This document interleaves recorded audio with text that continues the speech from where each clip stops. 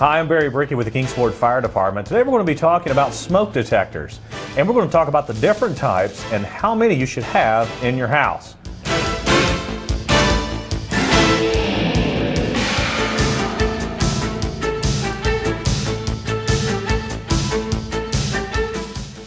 We're going to talk about smoke detectors today, and you know, there are all kinds of different types and all kinds of different brands. The ones I have today, we have some Kidde, we have some BRKs, we even have some First Alerts.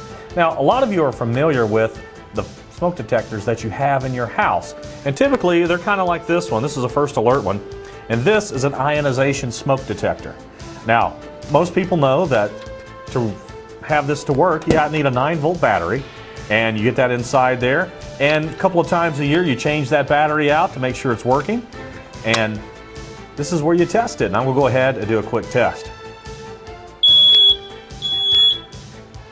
If you are having nuisance alarms with the one near the kitchen, what you need to do is you need to move it a little bit further out from the kitchen and maybe even put it on the wall on the other side from the kitchen. That way there's no more nuisance alarms and you won't go and disable your smoke detector. Now, an ionization, it actually has a mechanism inside of it that picks up the different charged particles in the air. Ionization smoke detectors are best for quick burning fires, and that is their best job because they will detect them quickly. Now, I do have some other types. There's also a photoelectric type. What a photoelectric one will do is this. A photoelectric will pick up a slow, smoldering fire a lot faster. Now, typically a home fire is a slow smoldering fire. Maybe someone's been smoking, or they've left some smoking material somewhere, or maybe there's an electrical short or an electrical cord that's pinched and causing some heat. Now, when that happens, it'll release a little bit of smoke over hours, and that's why a lot of times people have fires in the middle of the night, because they've had a slow smoldering fire that they had no idea about. Now, this is the type that picks it up the fastest, a photoelectric. Now, you might not know what type you have in your home, and when you put them up, you went and you bought a smoke detector, or you may have gotten one from us and you have no idea what kind it is. Now, the best way to tell is that if you take it down and you look either on the back or inside of it, you can tell exactly what type of detector it is. And this one, it says inside is an ionization alarm right here on this sticker. Now, the best type that you could have is a combination of both of these, a photoelectric and an ionization. And you need both of those types or a combination of that in one unit in your house. And I'll tell you the reason why. Because with both types of fires, whether it's a slow smoldering fire or a quick burning fire, you'll have protection either way. That way, you and your family have the best chance of getting out of your house alive. Did you know that smoke detectors only give you a 50% better chance of getting out? Because a lot of times, if you're asleep and you don't have really good smoke detector coverage, the smoke can go through the house and put you in a deeper sleep. Because the smoke won't wake you up. A lot of people don't realize that all of your senses are still working except for your sense of smell when you go to sleep. And you will not smell the smoke. And normally, if someone's awakened and they're to have a fire in their home, it's because of a noise that has awakened them, and hopefully a smoke alarm. Now, this smoke alarm I have here is a combination detector that also detects carbon monoxide. Now, if you have gas appliances in your home, like a gas stove and oven, or maybe even a gas water heater, or even gas logs in your fireplace, you need one of these in your home. That way you can detect whether there's a buildup of carbon monoxide from the fire that is in your stove or from the fire that's in your fireplace. Because carbon monoxide is an odorless, poisonous gas that'll make you sleepy and could start giving you a headache, and you won't even realize that you're having a buildup of it in your home. Now, this one actually uses AA batteries, and the typical smoke alarm actually will use a 9-volt, and I'm going to go ahead and get this one loaded up. And this one is a little bit unique. Now, some recent studies have shown that young children don't pay any attention to these alarms when they go off. It's that high-pitched tone that some little children tune out, and we kind of kid around sometimes, well, that's why they act like they're not hearing you. It's because they tune that out a little bit. But when they're asleep, they can't actually pick up that high-pitched tone, but they can hear, they can hear your voice. And I'm going to let you listen to this one because it actually has a voice alarm inside of it. Fire, fire. Warning, carbon monoxide.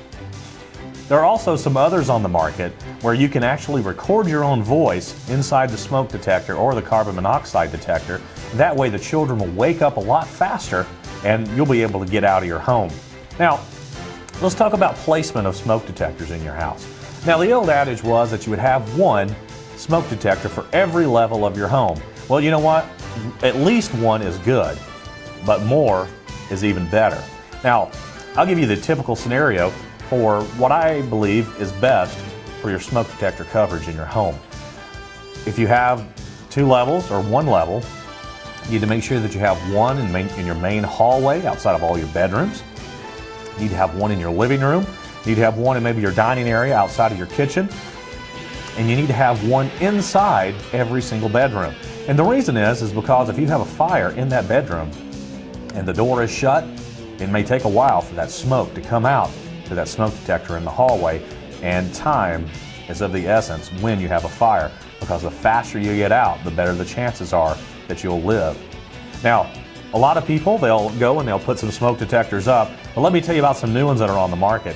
Now, most homes have a wired smoke detector system in them. That's a state law that you have to have that if you built your house in recent years. And some of the newer ones, you can actually purchase a kit that's wireless. Now, they'll go all throughout your home, and if one goes off, it sends a signal to all of them, and they'll all go off, giving you the quickest response that you can have.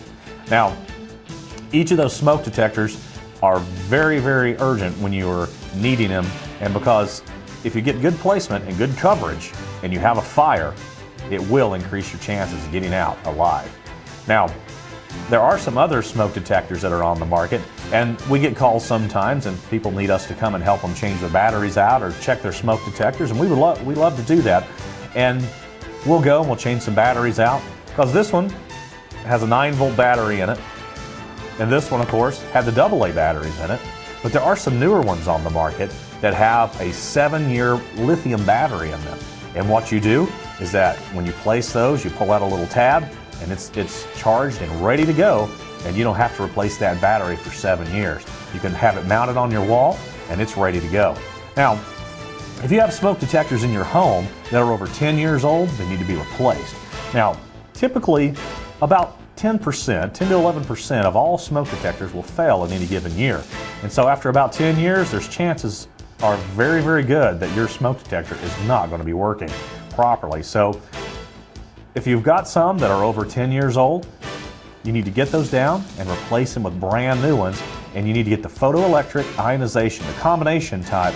That way you'll have the best coverage that you and your family can have in your home.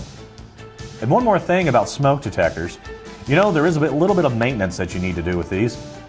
While you're vacuuming, take your hose attachment, reach up, vacuum the face of the smoke detector off. That way it pulls off some of that extra dust that can build up in there, and when that dust builds up, your smoke detector can lose some of its sensitivity. And again, you know, we just had our time change just a few weeks ago, and hopefully you changed your batteries. And if you haven't, you need to get those changed at least a couple of times a year to make sure that they're fresh and ready to go. Also, every month, maybe when you send out your water bill or your electric bill, go by and test them. Mash the test button, make sure that they're working. That way you'll know that the batteries are working good and the circuit's working properly. That way if you have a fire, you'll be able to be warned. Now, if you go on vacation, which it's almost time for people to start going on vacation, when you get back home, check your smoke detector. Make sure it's working, because while you were gone, the battery could have died and you might not have any protection at all. Now, we'll have future shows about other pieces of fire equipment for your home and all kinds of other safety issues. And again, if you need information about smoke detectors or any other fire safety issue, give us a call at the Fire Marshal's office at 423-229-9440 or on the World Wide Web at kingsportfire.com.